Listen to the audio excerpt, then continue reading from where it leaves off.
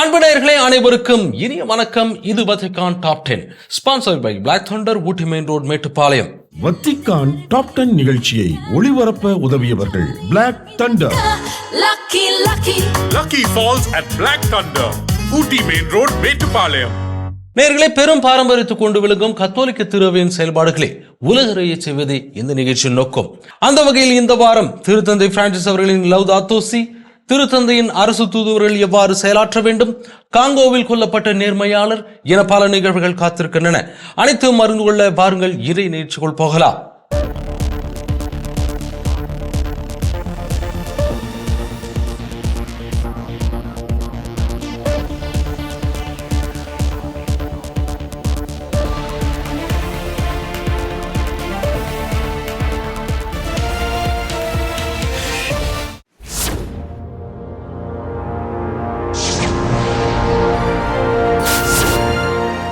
மூவரு இறைவன் பெருவிழாவோடு விளையாட்டு போட்டிகளுக்கான யூபிலி நிகழ்வுகளும் வத்திக்கானில் நடைபெற்றன. அப்போது திருத்தந்தை அவர்கள் கூறியவற்றை இன்றைய நிகழ்ச்சியின் முதல் பகுதியாக பார்ப்போம். மூவரு இறைவன் பெருவிழாவுடன் விளையாட்டுப் போட்டிகளுக்கான யூபிலி நிகழ்வை இணைத்து கொண்டாடப்படுவதென்பது முதலில் காணும் போது சற்று பொருத்தமற்றதாக தோன்றலாம் என்று திருத்தந்தை 14ஆம் லியோ அவர்கள் நகைச்சுவையாக குறிப்பிட்டார்.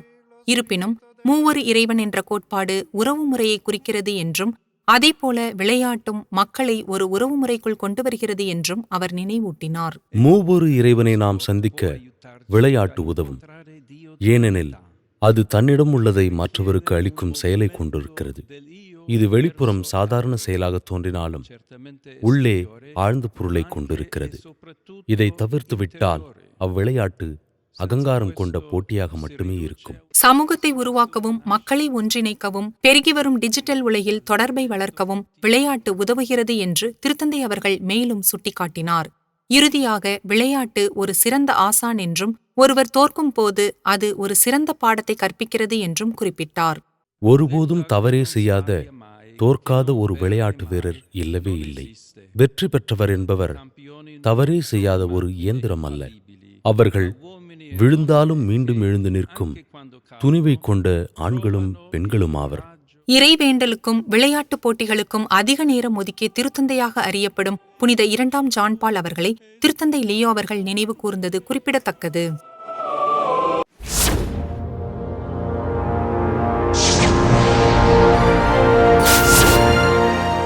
புதிய திருத்தந்தை அவர்கள் இதுவரை சந்தித்த விளையாட்டு வீரர்கள் குழுக்களை குறித்து இந்த பகுதியில் பார்ப்போம். திருத்தந்தை லியோ அவர்கள் பணி பொறுப்பேற்ற ஒரு மாதத்திற்குள்ளாகவே அவர் பல விளையாட்டு வீரர்களை சந்தித்து விட்டார். அவருடைய முதல் சந்திப்புகளில் ஒருவராக தற்போது உலகின் முதல் தர டென்னிஸ் வீரரான ஜானிக் சின்னர் அவர்கள் இடம்பெற்றிருக்கிறார். இந்த இத்தாலிய தொழில்முறை டென்னிஸ் வீரர் திருத்தந்தை அவர்களுக்கு டென்னிஸ் மட்டை ஒன்றை பரிசளித்தார். அதை கொண்டு விளையாடி பார்க்கவும் அவரை கேட்டுக்கொண்டார். வத்திக்கானில் நிகழ்ந்த மற்றொரு மறக்க முடியாத நிகழ்வு அந்நாட்டின் தேசிய கால்பந்து வெற்றி வீரர்களான நாப்போலி அணியினர் வந்த தருணமாகும். அவர்கள் ஒரு ஜெர்சியை திருத்தந்தை அவர்களுக்கு பரிசளித்தனர். அதில் உலக புகழ்பெற்ற மாரடோனா அவர்களின் 10 என்ற எண் பொறிக்கப்பட்டிருந்தது. கால்பந்து வீரர்களுக்கு திருத்தந்தை அவர்கள் ஆற்றிய உரையில் விளையாட்டுகளில் பின்பற்ற வேண்டிய அறநெறிகள் குறித்து பேசினார். போட்டி விளையாட்டுகளில் அறத்தை பின்பற்றுவதில் பெரும் கவனம் செலுத்தப்பட வேண்டும். ஏனெனில் இளைஞர்களின் வளர்ச்சி இங்கு ஆபத்தில் இருக்கிறது. பின்பு டூர் ஆஃப் இட்டாலி என்றழைக்கப்படும் இத்தாலியின் வருடாந்திர மிதிவண்டி ஓட்டப்பந்தயம் இந்த ஆண்டு ரோமில் முடிவடைந்ததை அடுத்து திருத்தந்தை லியோ அவர்கள் அப்போட்டியாளர்களை சந்தித்தார். அப்பந்தயம் வத்திக்கான் பகுதிக்குள் நுழைந்து திருத்தந்தையின் வாழ்த்துக்களை பெறுவதற்கான ஒரு சிறந்த வாய்ப்பை பெற்றது எனலாம். அனைவருக்கும் வணக்கம். உங்கள் அனைவரையும் வத்திக்கானுக்கு வரவேற்கிறோம். இந்த போட்டியின் இந்த இறுதி கட்டத்தில் உங்களை வாழ்த்துவதில் மகிழ்ச்சி அடைகிறேன். இது உங்கள் அனைவருக்கும் ஒரு சிறந்த நாளாக இருக்கும் என்று நம்புகிறேன். நீங்கள் உலகெங்கிலும் உள்ள இளைஞர்களுக்கு முன்மாதிரியாக இருக்கிறீர்கள் என்பதை அறிந்து கொள்ளுங்கள். நீங்கள் வத்திக்கானிலும் திரு அவையிலும் எப்போதும் வரவேற்கப்படுகிறீர்கள் என்பதை அறிந்து கொள்ளுங்கள். ஆற்றல்மிக்க இறைவனின் ஆசிர்வாதம் தந்தை, மகன் மற்றும் தூய ஆவியாரின் பெயரில் உங்கள் அனைவரிலும் என்றென்றும் நிலைத்திருக்கட்டும். வாழ்த்துக்கள். அனைவருக்கும் ஆசிர்வாதங்கள். விளையாட்டு வீரர்கள் முதல் குருக்கள் வரை பொதுமக்கள் பார்வையில் உள்ள எவரிடமும் திருத்தந்தை லியோ அவர்கள் மீண்டும் மீண்டும் வலியுறுத்தி வரும் ஒரு செய்தி, ஒவ்வொருவரும் பொறுப்புணர்வோடும் நம்பகத்தன்மையோடும் முன்மாதிரியாகவும் இருக்க வேண்டும் என்பதுதான்.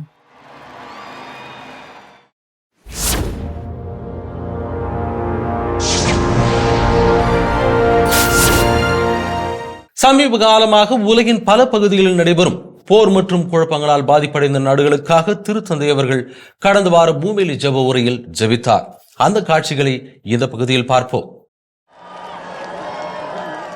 மத்திய கிழக்கு பகுதி, உக்ரைன், மியான்மர், நைஜீரியா மற்றும் சூடான் ஆகிய பகுதிகளில் அமைதி நிலவ தனது மூவேளி ஜெபத்தின் போது இறைவேண்டல் செய்த திருத்தந்தை லியோ அவர்கள் கிறிஸ்தவ சமூகத்திற்கு பெரும் வேதனையை ஏற்படுத்திய 2 நிகழ்வுகளை குறித்து விவரித்தார்.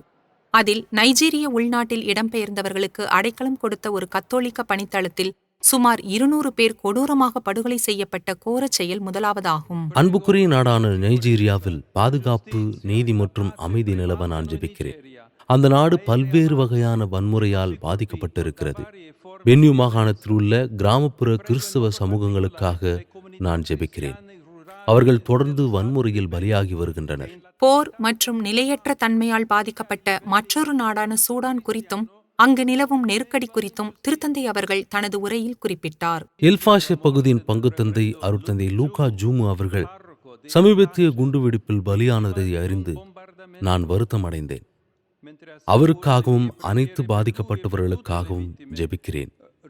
மேலும் வன்முறையை நிறுத்தி பொதுமக்களை பாதுகாத்து அமைதிக்கான உரையாடலில் ஈடுபடுமாறு போரிடும் தரப்பினருக்கு வேண்டுகோள் விடுக்கிறேன். இது ஞாயிற்றுக்கிழமை நடந்த கடைசி பொது நிகழ்வாகும். இந்த வாரத்தில் திருத்தந்தை அவர்கள் யூபிலி நிகழ்வுகளுக்காக ரோம் நகர் வந்த திருப்பயணிகளுக்காக அதிக நேரத்தை அர்ப்பணித்தார். கடந்த வாரம் புதன் காலை பொழுதில் புனித பேதுரு சதுக்கத்தின் காட்சி இவ்வாறாகத்தான் இருந்தது. பாரம்பரியமான புதன் பொது மறைக்கல்வி உரையில் பங்கேற்கும் வண்ணமாக உலகெங்கிலும் இருந்து வந்திருந்த திருப்பயணிகள் அங்கே கூடியிருந்தனர். திருத்தந்தை அவர்கள் தனது வாகனத்தில் வந்தபோது அதை பலர் அவரை நெருக்கமாக பார்க்கும் வாய்ப்பாக பயன்படுத்திக் கொண்டனர்.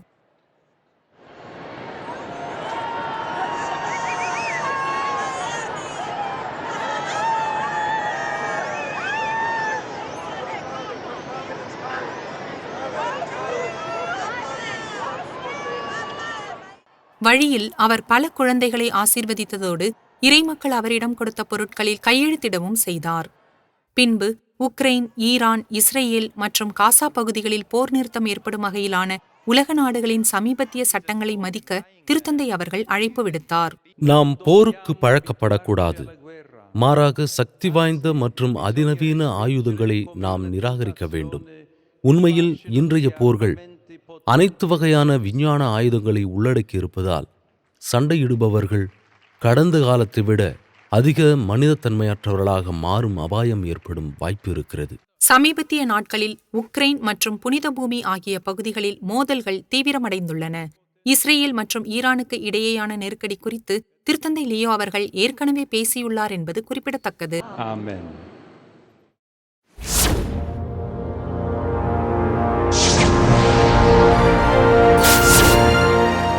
வத்திக்கானில் உள்ள சலா ரெஜியாவில் நடைபெற்ற ஒரு இசை நிகழ்ச்சியில் பங்கேற்ற திருத்தந்தை அவர்கள் அது குறித்து கூறிய கருத்துக்களை இந்த பகுதியில் பார்ப்போம். சிஸ்டைன் சிற்றாலயத்திலிருந்து சில மீட்டர்கள் தொலைவில் உள்ள சலா ரெஜியாவில் நடைபெற்ற ஒரு இசை கச்சேரியில் கலந்து கொள்வதுதான் திருத்தந்தை 14ஆம் லியோ அவர்களின் அன்றைய நிகழ்ச்சி நிரலின் கடைசி அதிகாரப்பூர்வ நிகழ்வாக இருந்தது.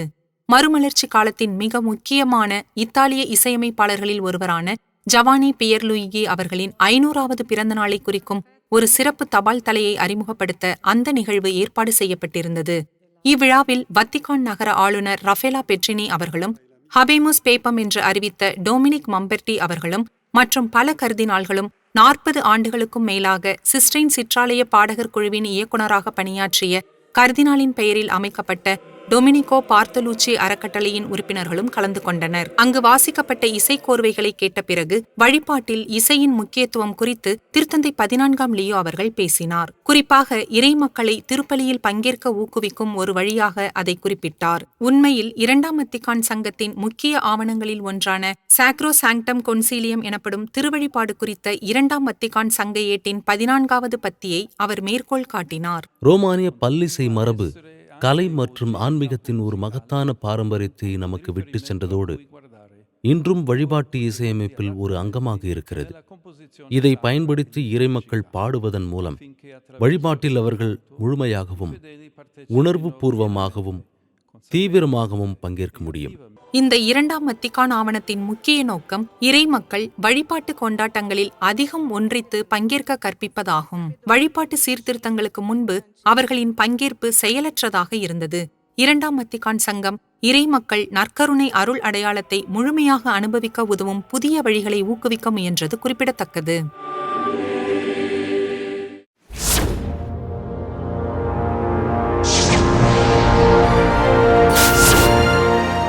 திருத்தந்தையின் அரசு தூதர்கள் எவ்வாறு செயலாற்ற வேண்டும் என்று திருத்தந்தை பிரான்சிஸ் அவர்கள் முன்னெடுத்த முயற்சிகள் குறித்து இந்த பகுதியில் பார்ப்போம். திருத்தந்தை பிரான்சிஸ் அவர்கள் எதிர்கால திருத்தந்தையின் அரசு தூதுவர்களுக்கு குறைவான அலுவலக பணிகளையும் களத்தில் அதிக மேய்ப்பு பணிகளையும் அளிக்க விரும்பினார். 2019 ஆண்டு அமேசான் ஆயர்கள் மன்றத்தின் முடிவில் இதை அவர் அறிவித்தார். அப்போது அவர் திருப்பிடத்தின் தூதரக சேவையில் இளம் குருக்கள் குறைந்தபட்சம் 1 வருடமாவது பணித்தள பகுதிகளில் பயிற்சி மேற்கொள்ள வேண்டும்.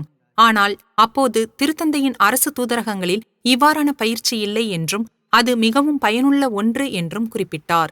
வெறும் வார்த்தைகளோடு இதை நிறுத்திவிடாமல் சில மாதங்களுக்கு பிறகு 2020 ஆண்டு பிப்ரவரி மாதத்தில் அவர் பாப்பிரை திரு அவைசார் நிறுவனத்தின் தலைவருக்கு இந்த செய்தியை கடிதம் மூலம் தெரிவித்தார். இது 2020-2021 கல்வியாண்டில் நடைமுறைக்கு வந்த ஒரு நடவடிக்கையாகும். அது இன்றும் நடைமுறையில் உள்ளது. அன்று முதல் திருத்தந்தையின் தூதுவர்கள் உலகெங்கிலும் உள்ள பல்வேறு பகுதிகளில் 1 வருடம் பணித்தளத்தில் செலவிட்டு வருகின்றனர். உதாரணமாக, இந்த கல்வியாண்டில் தங்கள் பணித்தள சேவையை முடித்த 14 இளைஞர்கள் திருத்தந்தை 14ஆம் லியோ அவர்களை சந்தித்தனர். அவர்கள் ருவாண்டா, தான்சானியா, பராகுவே, எல் சால்வதோர் மற்றும் பிலிப்பைன்ஸ் போன்ற பகுதிகளைச் சேர்ந்தவர்கள். இந்த 1 வருடத்தில் ரோம் நகருக்கு வெளியே அவர்கள் தங்கள் ஆரம்பகால பயிற்சியை முடித்துள்ளனர். அடுத்த நிலை ஜூலை 2ஆம் நாளன்று தொடங்கும். அப்போது கர்தினால் பரோலின் அவர்களை அடுத்த நிலைக்கு கொண்டு செல்வார். அங்கு அவர்கள் அதிகாரப்பூர்வமாக அரசனிய தூதர்களாக செயலாற்றுவார்கள். அவர்கள் ஒரு திருத்தந்தை தூதரகத்தில் 3 ஆண்டுகள் செலவிடுவார்கள் என்பது குறிப்பிடத்தக்கது.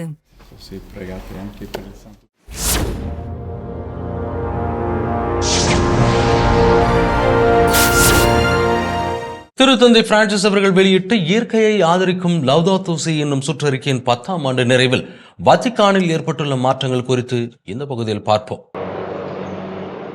லவ்தாத்தோ சி என்னும் திருத்தந்தை பிரான்சிஸ் அவர்களின் சுற்றறிக்கையின் 10ஆம் ஆண்டு நிறைவை முன்னிட்டு ஒருங்கிணைந்த சூழலியலை நோக்கி வத்திக்கான் தொடர்ந்து செயல்பட்டு வருகிறது.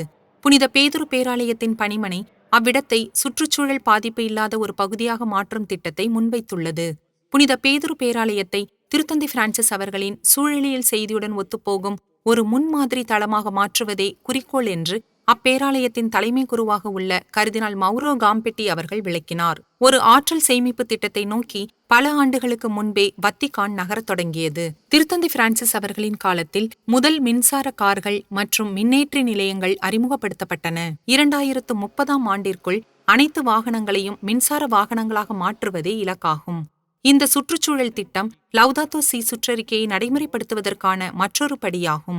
இந்த சுற்றறிக்கை அனைவருக்குமானது. அதன் செய்தியை அனைவரும் பெற்று கடவுள் நமக்கு அளித்த பொதுவான இல்லத்தின் மீது பொறுப்புணர்வு கொள்ள ஜெபிப்போம் என்று திருத்தந்தை பிரான்சிஸ் அவர்கள் குறிப்பிட்டுள்ளார். எடுக்கப்பட்ட நடவடிக்கைகளில் மின்சார கார்களோடு 6ஆம் பவுல் பார்வையாளர் அரங்கத்தின் கூரையில் சூரிய மின் தகடுகளை பொருத்தியதும் அடங்கும். 2008ஆம் ஆண்டில் நிறுவப்பட்ட அச்சூரிய மின்சார அமைப்பு முழு பகுதிக்கும் மின்சாரம் வழங்க போதுமானதாக இல்லை.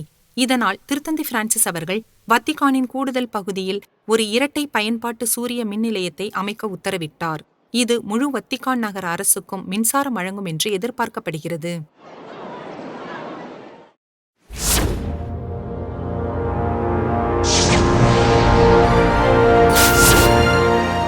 தேவையில் உள்ள திரு அவைக்கு உதவும் அமைப்பிடமிருந்து பயன்பெற்ற உலக நாடுகள் குறித்து இந்த பகுதியில் காண்போம். தொடர்ந்து 3வது ஆண்டாக தேவையில் உள்ள திருச்சபைக்கான உதவும் அமைப்பிடமிருந்து மீண்டும் அதிக நிதியுதவி பெற்ற நாடாக உக்ரைன் மாறியுள்ளது. 2024ஆம் ஆண்டில் இந்த கத்தோலிக்க அமைப்பு அந்த நாட்டிற்கு 8.5 மில்லியன் யூரோக்களை அனுப்பியது. போர் தொடங்கிய 2022ஆம் ஆண்டிலிருந்து மொத்தமாக சுமார் 25 மில்லியன் யூரோக்களை அந்நாடு பெற்றுள்ளது. இந்த நன்கொடைகள் போரினால் பாதிக்கப்பட்ட மக்களுக்கு ஆன்மீகம் மற்றும் உளவியல் ஆதரவை வழங்குதல், குருக்கள் மற்றும் துறவற ஊழியர்களுக்கு உதவுதல், குருத்துவ மாணவர்களின் பயிற்சி போன்ற பல்வேறு திட்டங்களுக்கு பயன்படுத்தப்படுகின்றன. இந்த பட்டியலில் உக்ரைன் நாடு முன்னணியில் இருந்தது. இருப்பினும் 30% பங்குடன் ஆப்பிரிக்கா கண்டம் மீண்டும் அதிக ஆதரவை பெற்றுள்ளது. ஜிஹாதிகளின் பயங்கரவாதம் அதிகரித்து வருவதால் புர்கினா பாசோ போன்ற நாடுகளுக்கு இந்த அமைப்பு தனது உதவியை 3 மடங்காக அதிகரித்துள்ளது. காசா பகுதியில் மோதல் தீவிரமடைந்த பிறகு மத்திய கிழக்கு பகுதி குறிப்பிடத்தக்க ஆதரவை பெற்றது. இது 3வது அதிக உதவி பெற்ற பகுதியாக இருந்தது. கடந்த ஆண்டு முழுவதும் இப்படிப்பட்ட பணிகளுக்காக சுமார் 140 மில்லியன் யூரோக்கள் திரட்டப்பட்டன. இந்த நிதி உலகளவில் 5000த்திற்கும் மேற்பட்ட திட்டங்களுக்கு ஆதரவளித்தது என்பது கவனிக்கத்தக்கது.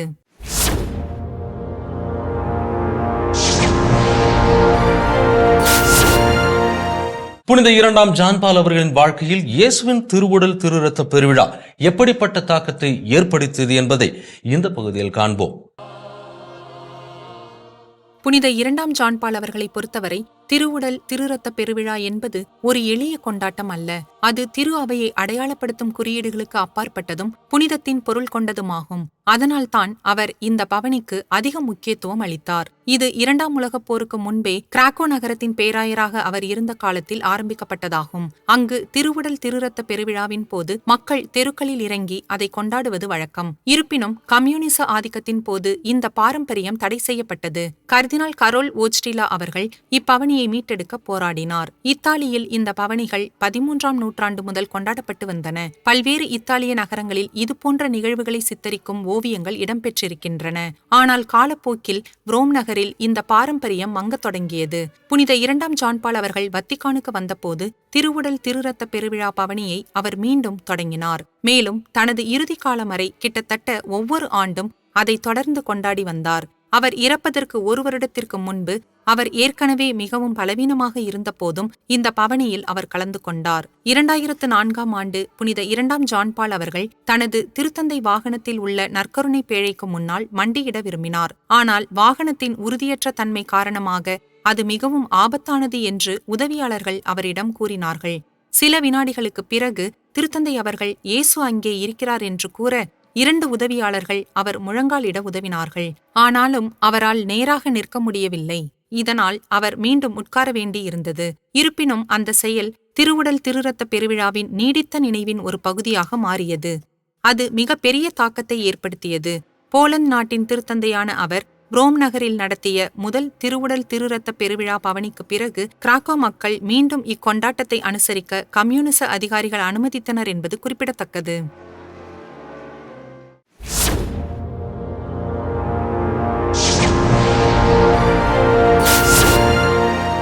காங்கோ ஜனநாயக குடியரசில் தான் நேர்மையாய் இருந்த காரணத்தால் கொல்லப்பட்ட புளோரிபெட் புவானா அவர்களை குறித்து இந்த பகுதியில் காண்போம். புளோரிபெட் புவானா அவர்கள் நேர்மையை தேர்ந்தெடுத்து ஊழல் செய்ய மறுத்த காரணத்தால் காங்கோ ஜனநாயக குடியரசில் அவரது 26வது வயதில் கொல்லப்பட்டார். அவரது முன்மாதிரி அவரது நாட்டில் உள்ள கத்தோலிக்கர்களுக்கு ஒரு உத்வேகமாக இருந்துள்ளது.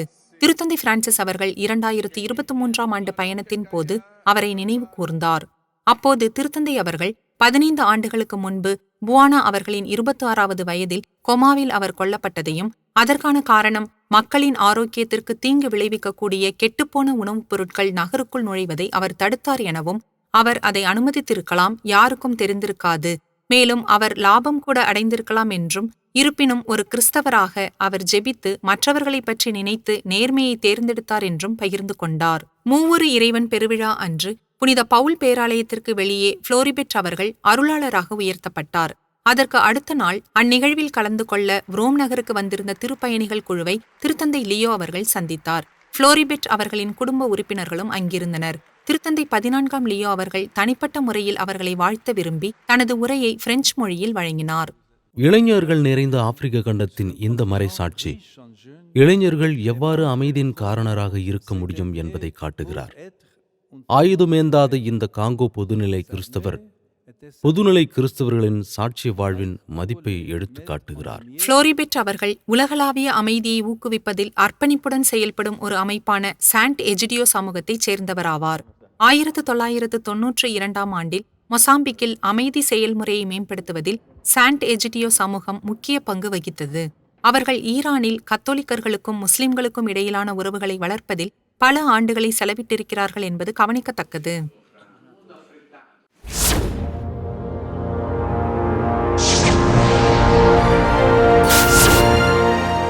இத்தாலியில் நிகழ்ந்து வரும் பல்வேறு யூபிலி ஆண்டு நிகழ்வுகளில் வத்திக்கான் அருங்காட்சியகங்கள் தொடங்கியிருக்கும் ஒரு கண்காட்சி சிறப்பிடம் பெற்றிருக்கிறது. அதற்கான காரணத்தை இந்த பகுதியில் பார்ப்போம். யூபிலி ஆண்டின் ஒரு பகுதியாக பிரெஞ்சு தத்துவஞானி ஜாக் மரிட்டன் அவர்கள் மற்றும் புனித 6ஆம் பவுல் ஆகியோருக்கு இடையேயான நட்புக்கு அடையாளமாக ஒரு கண்காட்சியை வத்திக்கான் அருங்காட்சியகங்கள் தொடங்கியுள்ளன. அவர்கள் இருவரும் 1924ஆம் ஆண்டு பாரிஸில் சந்தித்தார்கள். 1928ஆம் ஆண்டிற்குள் புனித 6ஆம் பவுல் அவர்கள் மரிட்டன் அவர்களின் முக்கிய படைப்புகளில் ஒன்றான த 3 ரிஃபார்மர்ஸ் என்பதை இத்தாலிய மொழியில் மொழிபெயர்த்து தனது முகப்புரையையும் சேர்த்திருந்தார். அவர் விரைவில் கலைகளில் ஆர்வம் காட்டத் தொடங்கினார். சமகால கலை பற்றிய அவரது முதல் கட்டுரைகள் 1930களின் முற்பகுதியில் இடம்பெற்றன. 1945 மற்றும் 1948ஆம் ஆண்டுகளுக்கு இடையில் அவர்களின் உறவு ஆழமடைந்தது. இந்த கண்காட்சி மரிட்டன் அவர்கள் தூதராக நியமிக்கப்பட்டதன் 80ஆம் ஆண்டையும் 2ஆம் வத்திக்கான் சங்கத்தின் 60ஆம் ஆண்டையும் மற்றும் புனித 6ஆம் பவுல் அவர்களின் முயற்சி காரணமாக உருவான நவீன கலை சேகரிப்பின் 50ஆம் ஆண்டையும் நினைவு கூர்கிறது. வத்திக்கான் அருங்காட்சியகங்கள் மற்றும் பல பிரெஞ்சு மற்றும் இத்தாலிய நிறுவனங்களுக்கு இடையிலான ஒத்துழைப்பின் விளைவாக இந்த கண்காட்சி கலை, நம்பிக்கை மற்றும் வரலாறு ஆகியவற்றின் மூலம் இணைக்கப்பட்ட 2 நாடுகளுக்கு இடையேயான ஆன்மீக உரையாடலுக்கு ஒரு சான்று என்றால் அது மிகையாகாது. என் அன்பு நேயர்களே, இன்றைய நிகழ்வுகள் அனைத்தும் நீங்கள் பயன்பெறும் வகையில் அமைந்திருக்கும் என்று நாங்கள் நம்புகிறோம். மீண்டும் அடுத்த வாரம் இதே நிகழ்ச்சியில் சந்திக்கிறோம். இது Vatican top 10 sponsor by Black Thunder, Ooty main road, Mettupalayam. நன்றி, வணக்கம், மரியே வாழ்க. வத்திக்கான் டாப் 10 நிகழ்ச்சியை ஒளிபரப்ப உதவியவர்கள் Black Thunder. Lucky Falls at Black Thunder, Ooty Main Road, Metupalayam.